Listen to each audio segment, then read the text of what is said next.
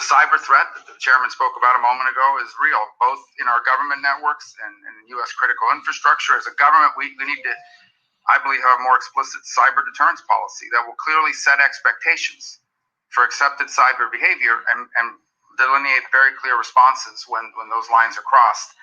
Today's technology environment allows adversaries to wreak havoc, and they often do so at a minimal cost. SolarWinds hack illustrates how easily U.S. infrastructure can be compromised. It's not hard to imagine how much destruction could be levied if our adversaries were determined to conduct such an attack beyond espionage on things like the power grid or our water supply.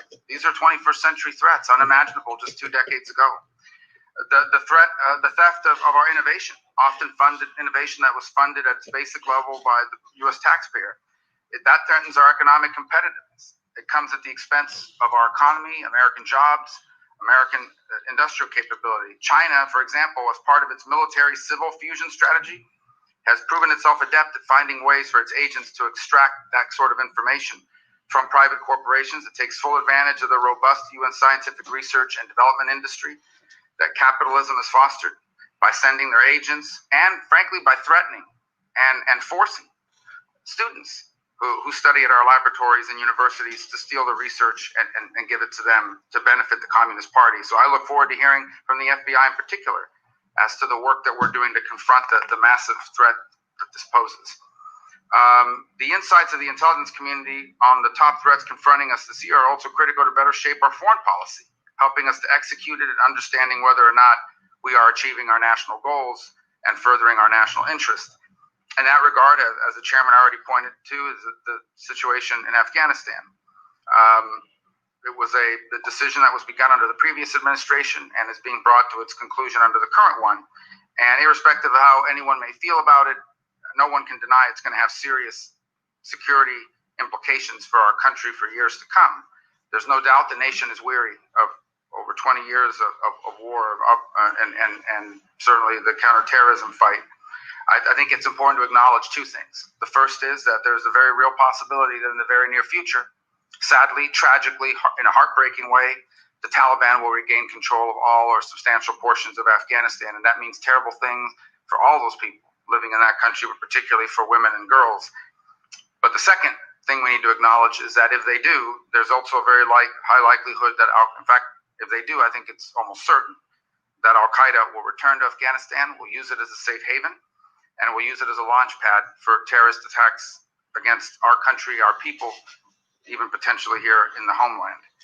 And so I think it's important for us to say, if you look at this year's annual threat assessment, you collectively say, despite leadership losses, terrorist groups have shown great resiliency and are taking advantage of ungoverned areas to rebuild. And that is now, given the status quo today. Imagine when that sustained pressure is no longer in place. You go on to assess that ISIS and Al-Qaeda remain the greatest Sunni terrorist threats to U.S. interests overseas, that they also seek to conduct attacks inside the United States, although sustained U.S. and allied counterterrorism pressure has broadly degraded their capability to do so. I think it's important, obviously, in the closed session, but here in the public session, to the extent possible, to hear not just about the risk that the lack of sustained pressure now poses to our future, but what it would mean in particular to potential attacks on the homeland. The intelligence community can't afford to be complacent for even 1 minute, which of course makes your jobs collectively and individually, and the jobs of the men and women who work for you and under you and who you represent here today, a very difficult job. The stakes, this is not an exaggeration, are often literally life and death. And it's not often that you get to appear in public so the American people can get a sense of how important your work is, even though because of the nature of their work, most people will never fully understand how dangerous and important that work can be. As I said at the outset, the intelligence community and the work of our intelligence agencies is depicted in all kinds of ways in the popular culture, in the media, in the darkest recesses of the internet. But the intelligence community that I have come to know through my now 10 and a half years on this committee is one that's made up of patriotic, dedicated professionals, some of the finest men and women who serve in our government, and who measure their success and their failure in terms of how many Americans they've kept safe. Many of those Americans who are kept safe and do not even know they've been kept safe and what they've been kept safe from because of the nature of the work that you do. And I hope we will all remember that. I know everyone in this committee does. So again, I thank you. I know we have a lot of work and ground to cover today, and I thank you for your time and your willingness to come here today. It's good to do these hearings once again. Thank you, Mr. Vice Chairman. I'd remind members that after the open hearing, we will have a closed hearing. So any of the questions that stray into the classified sector, I'd urge you to reserve those for the closed hearing. I'd remind members today we will do 5-minute rounds based on seniority. And with that, Director Haynes, the floor is yours. Thank you so much. Chairman Warner, Vice Chairman Rubio, members of the committee, thank you very much for the opportunity to offer the intelligence community's 2021 assessment of worldwide threats to U.S. national security. On behalf of the entire intelligence community, I want to express how much we appreciate your support and your partnership. I would also like to thank the men and women of the intelligence community. Their efforts rarely receive public accolades because of the nature of their work, but they help to keep us safe, often at great personal sacrifice. And we remain committed to providing them with the resources our mission requires and the support we owe them. It's my honor to serve alongside these dedicated officers, including the extraordinary leaders seated next to me, and to represent their work to you. Our goal today is to convey to you and the public we serve and protect the threat environment as we perceive it, and to do our best to answer questions about the challenges that we face. I'll only highlight a few points and provide some context in my opening statement. For a more detailed threat picture, I refer you to the annual threat assessment we issued yesterday, which is a reflection of the collective insights of the intelligence community. Broadly speaking, the intelligence community is focused on traditional categories of issues that we've been discussing for years: adversaries and competitors, critical transnational threats, and conflicts and instability. And I'll summarize our views on these, but first I want to take note of the shifting landscape that we're facing today and its implications for our work. The trends underlying and intersecting these issues are increasing the pace, the complexity, and the impact of these threats in ways that require us to evolve. During the past year, the COVID-19 pandemic demonstrated the inherent risks of high levels of interdependence, and in coming years, as reflected in our recently issued Global Trends report, we assess the world will face more intense and cascading global challenges ranging from disease to climate change to disruptions from new technologies and financial crises. And as we note in that report, these challenges will repeatedly test the resilience and adaptability of communities, states, and the international system, often exceeding the capacity of existing systems and models. This looming disequilibrium between existing and future challenges and the ability of institutions and systems to respond is likely to grow and produce greater contestation at every level. And for the intelligence community, this insight compels us to broaden our definition of national security, develop and integrate new and emerging expertise into our work, deepen and strengthen our partnerships, and learn to focus on the long-term strategic threats while simultaneously addressing urgent crises. In short, at no point has it been more important to invest in our norms and institutions, our workforce, and the integration of our work. Doing so provides us with the opportunity to meet the challenges we face, to pull together as a society, and to promote resilience and innovation. And as we evolve, you will see our efforts to more effectively integrate longer-term destabilizing trends into our daily work, thereby promoting strategic foresight and a deeper understanding of the threats we face, which we hope will help the policy community effectively prioritize their work to address the issues that we seek to present. Against this backdrop, the annual threat assessment describes an array of threats we are facing in the coming year, beginning with those emanating from key state actors, and starting with China, which is an unparalleled priority for the intelligence community. But we also look at Russia, Iran, and North Korea in that context. China increasingly is a near-peer competitor, challenging the United States in multiple areas while pushing to revise global norms in ways that favor the authoritarian Chinese system. China is employing a comprehensive approach to demonstrate its growing strength and compel regional neighbors to acquiesce to Beijing's preferences, including its claims over disputed territory and assertions of sovereignty over Taiwan. It also has substantial cyber capabilities that, if deployed at a minimum, can cause localized temporary disruptions to critical infrastructure inside the United States. And while China poses an increasingly formidable challenge to the U.S. role in global affairs, It is worth noting that its economic, environmental, and demographic vulnerabilities all threaten to complicate its ability to manage the transition to the dominant role it aspires in the decades ahead. And next, with respect to Russia, we assess that Moscow will continue to employ a variety of tactics to undermine U.S. influence and erode Western alliances. While Russia does not want a conflict with the United States, Russian officials have long believed that Washington is seeking to weaken Russia, and Moscow will use a range of tools to pursue its objectives, including mercenary operations, assassinations, and arms sales. It will also employ, as we've reported publicly, new weapons and cyber capabilities to threaten the United States and its allies, and seeks to use malign influence campaigns, including in the context of U.S. elections, to undermine our global standing, sow discord, and influence U.S. decision-making. Russia is becoming increasingly adept at leveraging its technical prowess to develop asymmetric options in both the military and cyber spheres in order to give itself the ability to push back and force the United States to accommodate its interests. And turning to Iran, Tehran is seeking to project power in neighboring states, deflect international pressure, minimize threats to regional stability. Iraq will be a key battleground for Iranian influence in the coming year, but Tehran will also continue to pursue a permanent military presence in Syria, destabilize Yemen, and threaten Israel. And for its part, North Korea may take aggressive and potentially destabilizing actions to reshape its security environment and will seek to drive wedges between the United States and its allies. These efforts could include the resumption of nuclear weapons and intercontinental ballistic missile testing. When it comes to transnational threats, the assessment focuses on key issues that really intersect with the state actor threats that I've just outlined, starting with COVID-19. The effect of the current pandemic will obviously continue to strain governments and societies over the coming year, fueling humanitarian and economic crises, political unrest, and geopolitical competition as countries build influence, as countries such as China and Russia seek advantage through vaccine diplomacy to build influence, and in some cases demand accessions from other governments. Countries with high debts or that depend on oil exports, tourism, or remittances face particularly challenging recoveries, while others will turn inward or be distracted by other challenges. And the critical impact of the pandemic has also served to highlight the importance of public health to national security.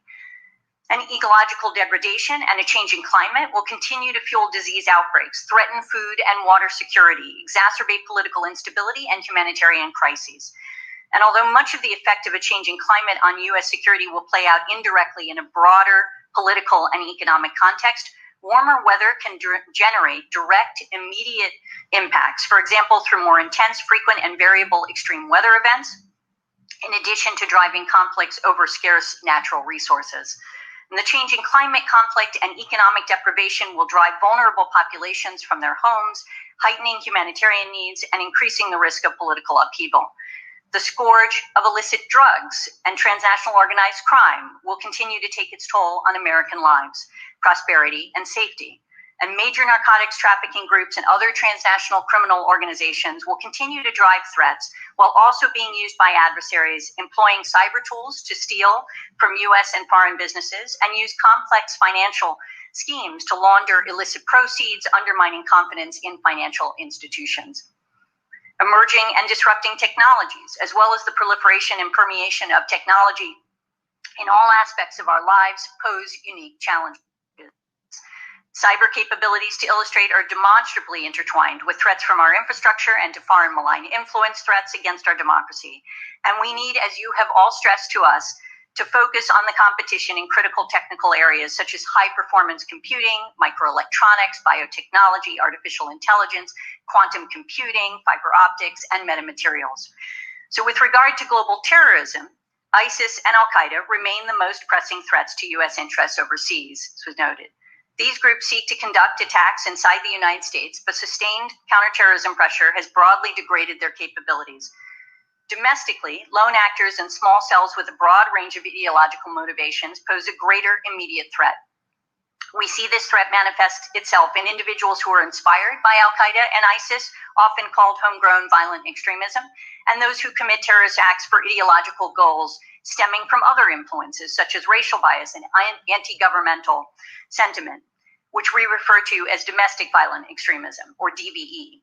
And DVE is an increasingly complex threat that is growing in the United States. These extremists often see themselves as part of a broader global environment and movement. And in fact, a number of other countries are experiencing a rise in DVE. For example, Australia, Germany, Norway, and the United Kingdom consider white racially or ethnically motivated violent extremists, including neo-Nazi groups, to be the fastest growing terrorist threat they face. And of course, regional conflicts continue to fuel humanitarian crises, undermine stability, and threaten U.S. persons and interests. The fighting in Afghanistan, Iraq, and Syria has a direct implication for U.S. forces, while tensions between nuclear-armed India and Pakistan remain a concern for the world. The iterative violence between Israel and Iran, the activity of foreign powers in Libya, and conflicts in other areas, including Africa and the Middle East, have the potential to escalate or spread. Asia has periodic upheavals, such as the Burmese military seizure of power in February. Latin America has contested elections. Violent popular protests are likely to continue to produce volatility. And while Africa will continue to see ongoing marginalizations of some communities, ethnic conflict, and contentious elections. In closing, we face a broad array of longstanding and emerging threats whose intersection is raising the potential for cascading crises.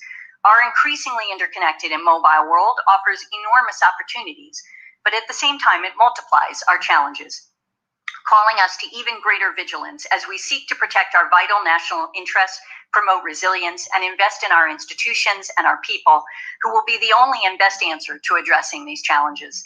We have to take care of our people, and so I would be remiss not to note a final threat we are tracking: anomalous health incidents that have affected a number of our personnel.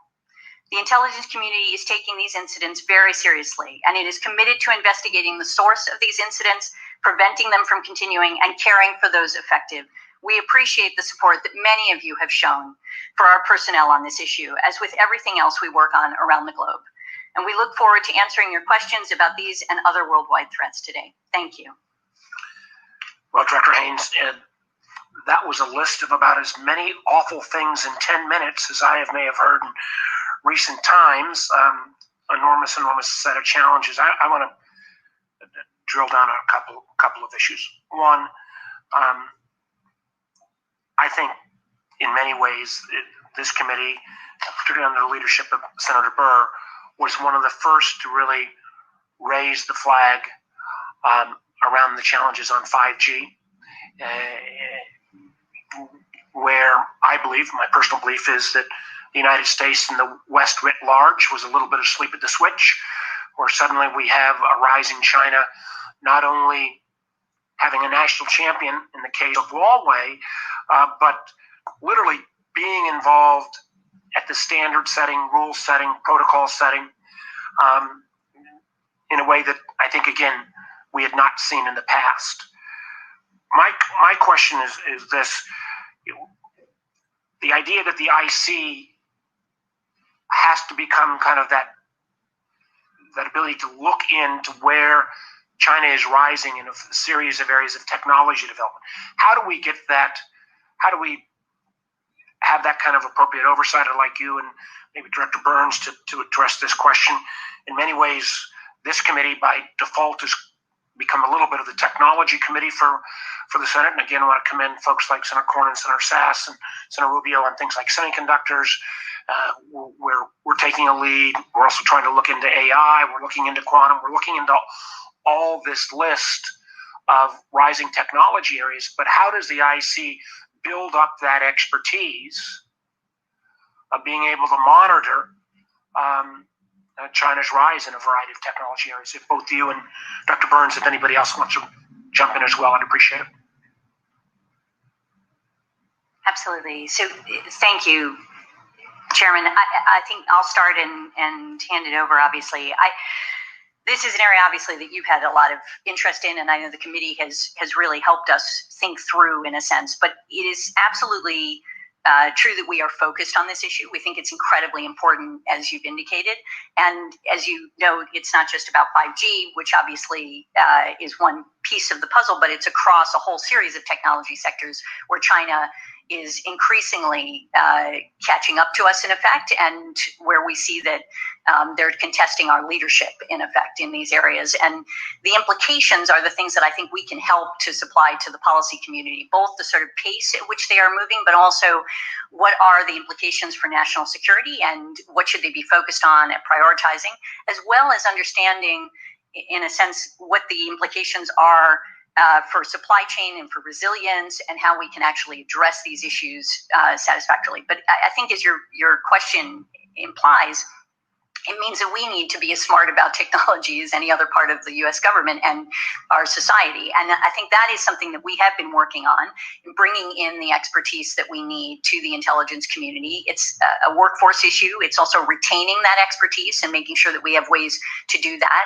But it's also exchanging and deepening our partnership with the private sector and with other parts of the government. And in many respects, that's a major push that we're involved in, where, we now have legislation, thanks to you, about public-private partnerships, other issues that we can, mechanisms that we can use to try to ensure that we're doing exchanges that are deeper than just having a meeting and a discussion, but actually having people go in and out. And I think that's going to be a big part of us ensuring that we understand the implications of this, as well as sharing information with the private sector in appropriate ways, and obviously lawful and respectful of privacy and civil liberties, but nevertheless critical for us to understand their perspective and for us to share our own perspective in certain ways, so that we can actually manage this and help the public and the policy community in particular understand those issues.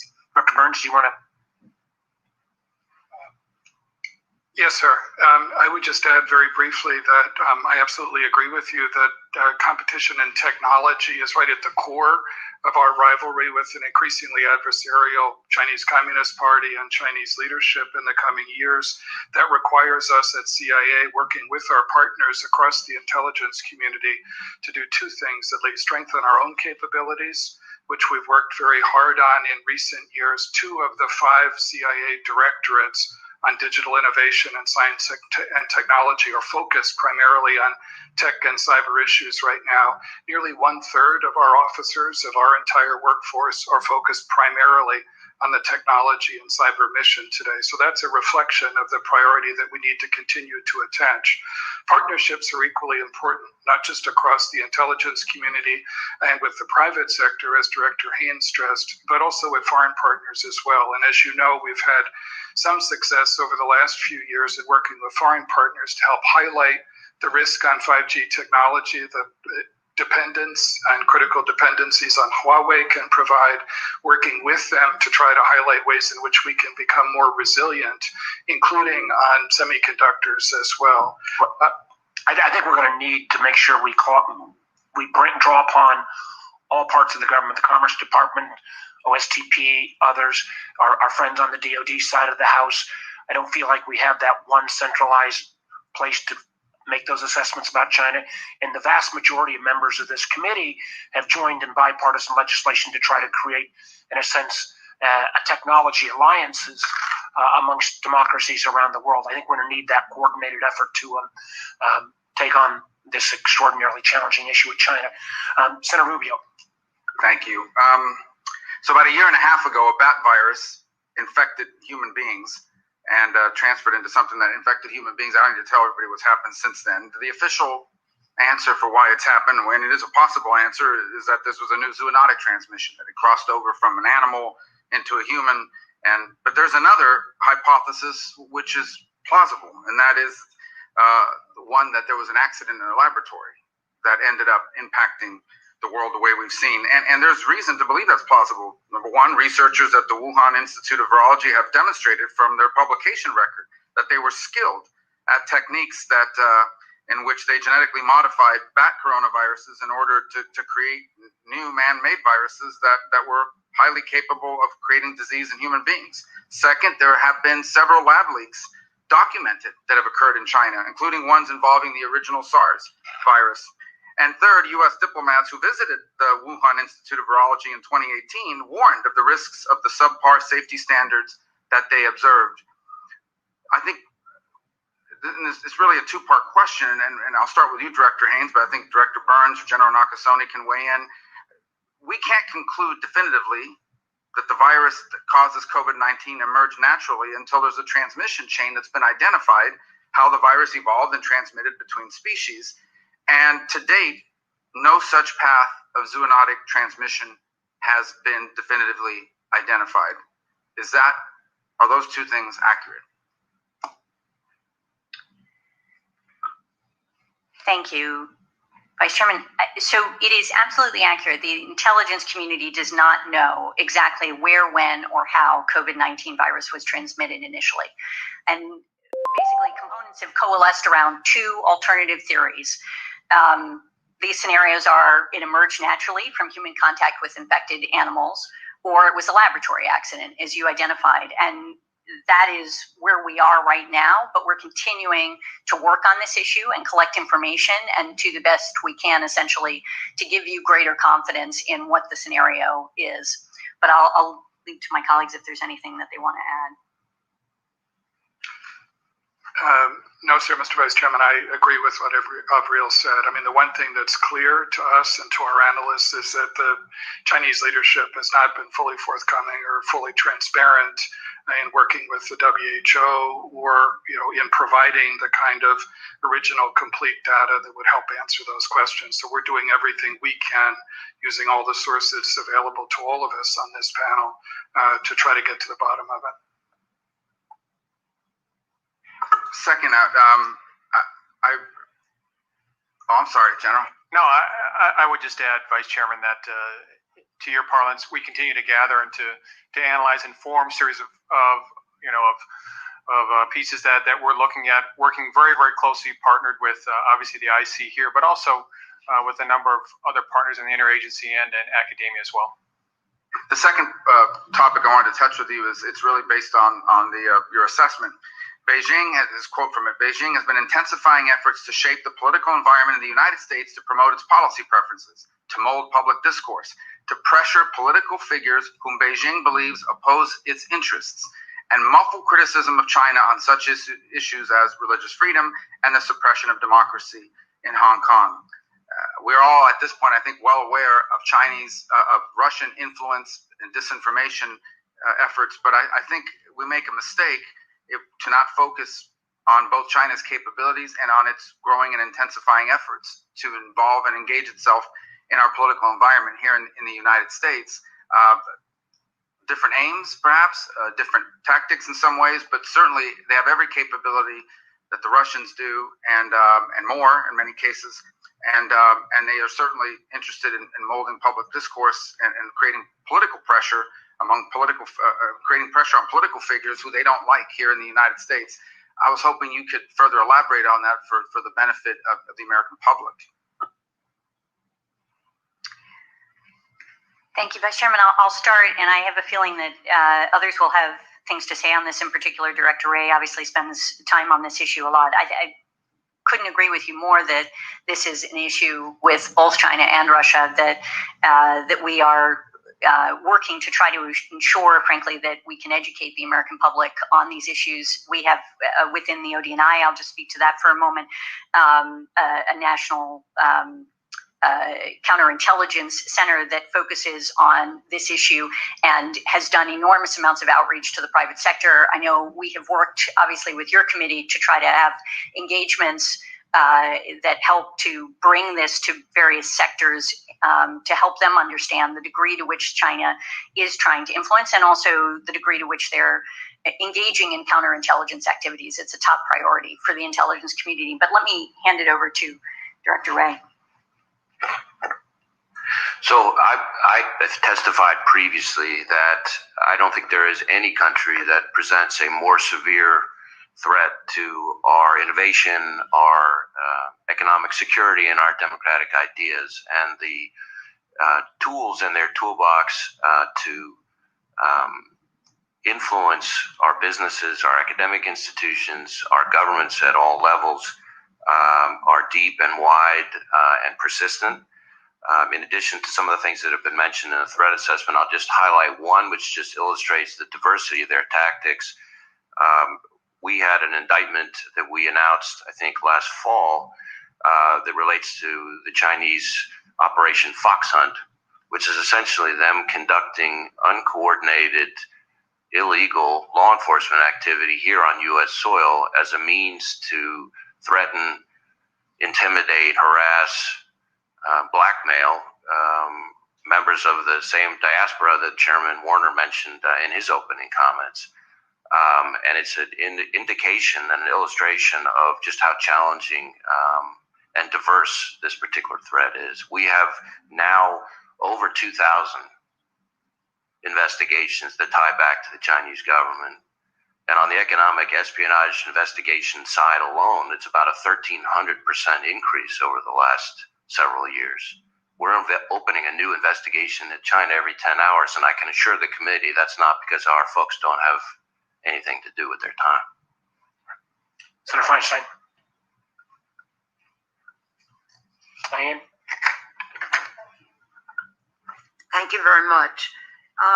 You note in your statement for the record that China, Russia, Iran, and North Korea have the ability right now to conduct cyber attacks on critical infrastructure and cause temporary disruptions.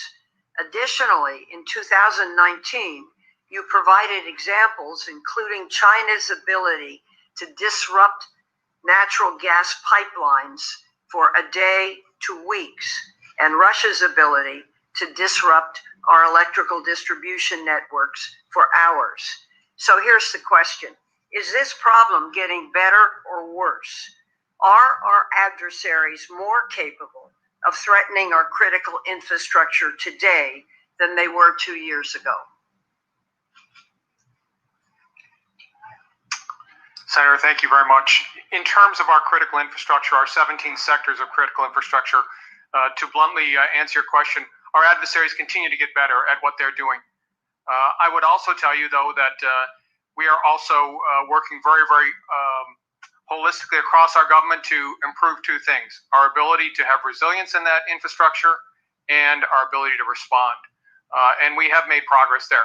But there is, as we've seen over the past two intrusions, the scope, scale, and sophistication of our adversaries today that makes us take notice, and we as a nation must take notice of what our adversaries are doing. And so cybersecurity for us is national security, and we continue to work at it every single day. Thank you. Is this a single question round? I have time for one more. Okay. What would you tell the chief executive officers and chief security officers at our critical infrastructure companies?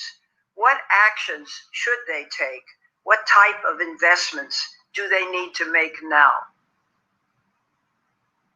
Senator, I think the first thing is the threat is real, and I don't think I have to say that very often because the chief executive officers and the CISOs know that today. But I think the second piece is that there's no one industry and one sector of our government that's going to be able to provide us the defense that's necessary for our nation. This is a team sport, and so this has to be done public and private. This has to be done between the intelligence community, obviously DHS, DOD, FBI, and Justice. This is really the key piece of our way forward, which is teamwork. And I would say that we've learned that from our elections as well. And I would offer Director Wray your thoughts on it. So I think you've put your finger, Senator, on the key element of the challenge. The private sector is central to this. 90% of the country's critical infrastructure is in the hands of the private sector. And it's important to think of cybersecurity not as a single event, but as a campaign. These are no longer a question of if an institution is going to be compromised, but when. So the more important question, if I were talking, and I often am talking to CEOs and CISOs, is to focus their cybersecurity more than they have in the past inwardly. The key is how fast you detect the compromise and how fast you remediate it.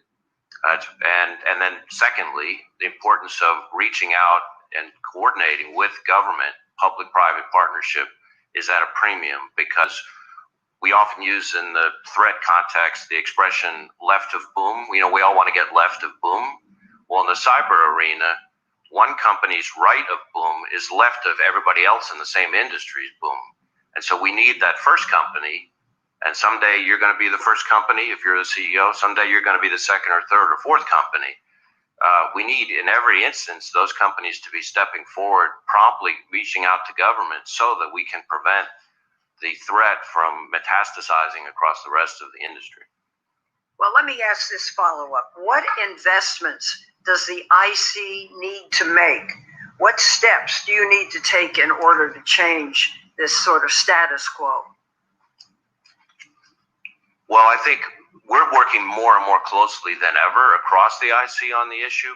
And so that level of partnership and integration is going well and continues to improve and is important. But I think the bigger piece is more and more public-private engagement between the IC and the private sector. And I know that there has been discussion about different ways to incentivize the private sector to come forward more quickly and promptly and fulsomely. And I think those are key to our future on this issue. Thank you. And I would simply add very briefly that one of the things I think you both made, General Narcosoni and Director Wray, made very clear that while some of these attacks have only exfiltrated information, they could have turned into denial of service and really wreaked enormous havoc with our whole economy. Senator Burr. Thank you, Mr. Chairman, and welcome to all of our witnesses. I think of all the partnerships that exist in Washington, this between this committee and these agencies is the single most important one that we have. A couple of observations. The U.S. government's technology policy, whether development or deployment, if it exists at all, is stupid. I'm not speaking of the 5 agencies that you represent because you internally do process new technologies in a totally different way than the whole of government. But that doesn't work when it's limited just to the intelligence community, which has to do it for their job. And dovetailing on Senator Warner's 5G comment, just a personal observation. I've never seen an issue that came before this Congress or this country that deserved a response from Five Eye partners more than 5G. And I think we've always looked through a tunnel and said, Five Eyes is an intelligence sharing structure, and it's limited to that. When we talk about things that are outside of the norm, and the future is going to be all outside the norm, why don't we leverage the relationships that we have and realize that all smart people don't exist here?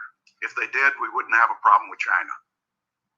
So it's not just the cost, it's the power of the intellectual capacity that's out there that Five Eyes brings to a solution for the 5G problem. Having said that, I'm going to start to the right, my right, with Director Wray. Just give me an approximate percentage of your workforce, both domestically and internationally, that are vaccinated today. I'm not sure that I can give you an approximate percentage because with us, unlike some of the other agencies, our folks are vaccinated in individual states based heavily on those states' pace of rollout of the vaccination. So we have some field offices where we're close to 100%. We have some field offices where we're quite a bit lower. So it's uneven, but it's on a good trajectory. Director Burns. Sorry, Senator Burr, about 80% of our workforce across the world is fully vaccinated today, and another 10% has received the first shot, the first vaccine shot. What I've been most focused on is my colleagues in the field, and 100% of them today have the vaccine available to them. Director Haynes.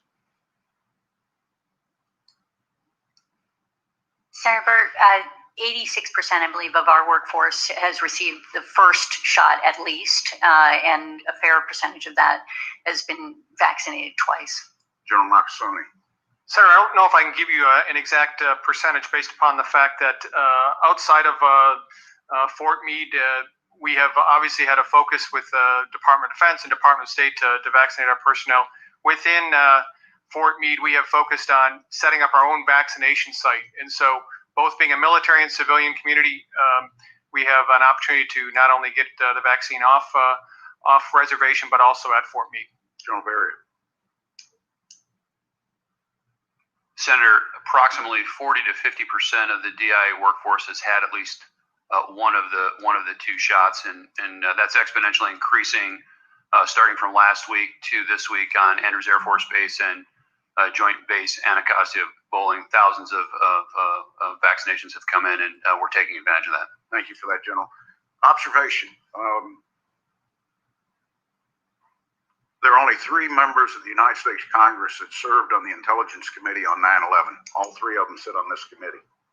Senator Wyden, Senator Feinstein, and myself.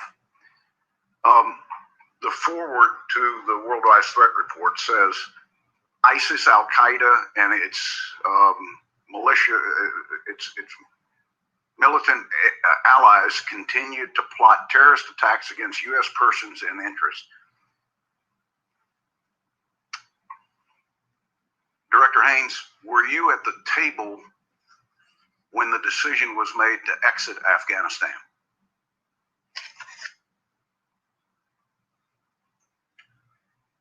I was at the table for a number of discussions leading up to the decision. I'm not sure that the decision was made in a specific meeting. I'll explore additional questions in the closed session as it relates to Afghanistan. General Nakasone, we're all focused on this cyber hacks. Do you believe that new authorities are needed for you or other agencies to address the defensive mechanisms we need today and in the future? And Director Wray, do you believe that there are legal changes that need to be made that facilitate either government or the private sector being able to get ahead of what we've seen with SolarWinds and with Microsoft? General Nakasone. Senator, I'm not seeking legal authorities either for NSA, for U.S. Cyber Command. My intent in my discussions has always been, though, is to state that with an adversary that has increased its scope, scale, and sophistication, we have to understand that there are blind spots in our nation today. And one of the blind spots that our adversaries are using is the fact that they are utilizing U.S. infrastructure and a means upon which we cannot surveil that, whether or not in the intelligence community or in the law enforcement community, to be able to react quick enough to what they're doing. The second piece is to what the chairman had mentioned in his opening statement. We are troubled in terms of being able to understand the depth and breadth of an intrusion based upon the fact that, for a number of good reasons, some of them obviously legal, that much of the private sector does not share this information readily. And so while there is no one solution to what's going on, I think we have to understand the program in totality. I agree with General Nakasone, and I would just add a few points. I've referenced before the importance of the private sector piece of this, and I think to the extent that there's a need for a significant change, that's one of the places where the most significant progress could be achieved. The reality is that adversaries try to use U.S. infrastructure for a variety of reasons, and one of them is to try to blend in with legitimate traffic that exists there. And the private sector, which controls 90% of critical infrastructure and even higher percentage of our PII and our innovation, has the key dots as part of the overall connecting of the dots phenomenon. So I know, for example, the Cyber Solarium Commission took a hard look and recommended a mandatory breach notification law. That's, a possibility. Things like that, which further strengthen the glue between the private sector and the intelligence community and the rest of the government, I think is ultimately got to be the key ingredient to any long-term solution. Thank you, Mr. Chairman. Senator Wyden. Thank you very much, Mr. Chairman. Thank you all for being here. A couple of quick questions. We told you, Director Haynes, Director Burns, I'd be touching on these this morning. And I'm asking really because I was very encouraged by some of your initial comments with respect to transparency. And I think there's an opportunity now to usher in a new set of rules that give Americans information about the basic rules under which the government conducts its operations. So 2 quick yes or no answers. For you, Ms. Haynes, Senator Heinrich and I sent you a letter explaining why information related to a CIA program needs to be declassified. The information is contained in a report from the Privacy and Civil Liberties Oversight Board, and those reports are required to be made public to the greatest extent possible. Will you get back to us within 30 days about whether you intend to declassify the information? Director Haynes. Thank you, Senator. We just received the letter and absolutely intend to look at it and happy to get back to you within 30 days to let you know our views on that. Defer to Director Burns if he has anything further. No, I agree. We'll get back to you very good. And along the same lines, Director Haynes, I sent you all a letter explaining why certain information about FISA needs to be declassified. Again, my request would be to get an answer within 30 days. Understood. Thank you, Senator. Great. Absolutely. I appreciate that. Now I do want to turn to this question of solar winds, and I want to start with you, General Nakasone, if I might. My concern is that the government's response to this extraordinary hack is just going to be to throw a bunch more money at the same companies that sold the government insecure products that the hackers exploited. And really what we're talking about with that approach is cyber pork. Now, I also believe that security and liberty aren't mutually exclusive. We can have both. And so I was concerned about a recent suggestion you made that the government's ability to detect and stop the SolarWinds campaign was hampered by the need to get a warrant before conducting surveillance of the domestic internet. Now, my understanding is that the government has the ability now to watch every bit of data going in and out of a federal network, including the SolarWinds malware. And yet the hacking of 9 federal agencies somehow went unnoticed. So what I'd like to see is if we can all agree before seeking new powers to surveil the domestic internet, we all ought to be working together, you, DHS, all the agencies, so that more can be done to detect hacking that's going on in our own networks. What is your thinking on that? Senator, I think you point out really the important piece here is that there is no one answer to this question. And so, as I've talked about, we need the intelligence community being able to see what's going on outside of our borders. We need, obviously, our law enforcement capabilities to be able to understand what's going on, obviously, within the United States. We need government to be resilient upon which, these intrusions are taking place. The challenge we have right now, though, Senator, is what our adversaries are doing is not spear phishing. It's not guessing passwords. It's utilizing supply chain operations. It's using zero-day vulnerabilities, those vulnerabilities that a provider doesn't even know about it. We call that above best practices. And when they do that, we need this total entire capability to bring to that. So again, I think as we take a look at our capabilities, as the adversaries move into U.S. infrastructure, to make sure that we can identify them and be able to alert what's going on is going to have to be looked at, sir. My point is only general. Let's look at ways to shore up our own house first before we start talking about approaches that could unravel some of these sacred constitutional rights that Americans feel so strongly about. I'll follow up with you on this when we're offline. Director Wray, question for you. In July, I sent you a number of questions related to FBI operations in Portland last summer. I asked for responses that I could share with my fellow Oregonians who want to know what happened in our state. I'd like to ask you now, can I have those responses within 2 weeks? We'd be happy to try to get a response back to you in 2 weeks. I'll take a closer look at the specific items.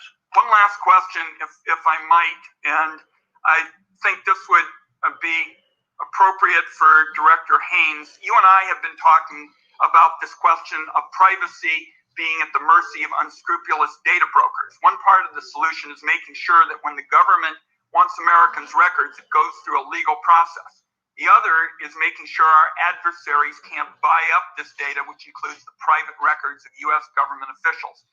During your confirmation process, you agreed that this could harm national security. Would you support legislation, work with us to keep all of this data out of the hands of our adversaries? Thank you, Senator. So I think we had a conversation, absolutely correct, on commercially acquired information and how it is that the intelligence community deals with it. And I think I absolutely agree with you that we need to establish a framework that is clear and that has privacy and civil liberties at its heart, and also addresses the functionality of it for the intelligence community. So I think that is one issue, and I believe in trying to produce that framework in a way that allows the American public to see what the framework is, essentially, even if they don't have visibility into the particular transactions or what we're doing to push for that. And so that's one piece. I think on the second piece, I agree with you that there's a concern about foreign adversaries getting commercially acquired information as well, and absolutely committed to trying to do everything we can to reduce that possibility in the national security. I'll follow up with you promptly. Thank you, Mr. Chairman.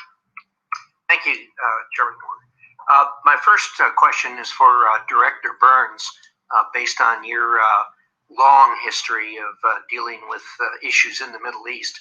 And one of the things I found missing from this report, and obviously it's always easy to criticize something you did, a product you didn't help produce, but there's an absolute dearth of reference here to the Abraham Accords, which seems to me to change dramatically what's going on in the Middle East. And obviously it's a threat assessment, but it seems to me whether a threat is increased or decreased ought to be mentioned in here.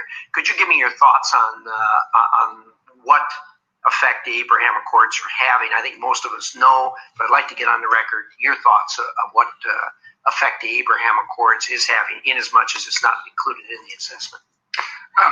Yes, sir. Well, I believe the Abraham Accords, as I mentioned, I think in my confirmation hearing, were a very positive step for the United States, for Israel, and for the wider interest of stability and security in a region in which stability and security are often in short supply.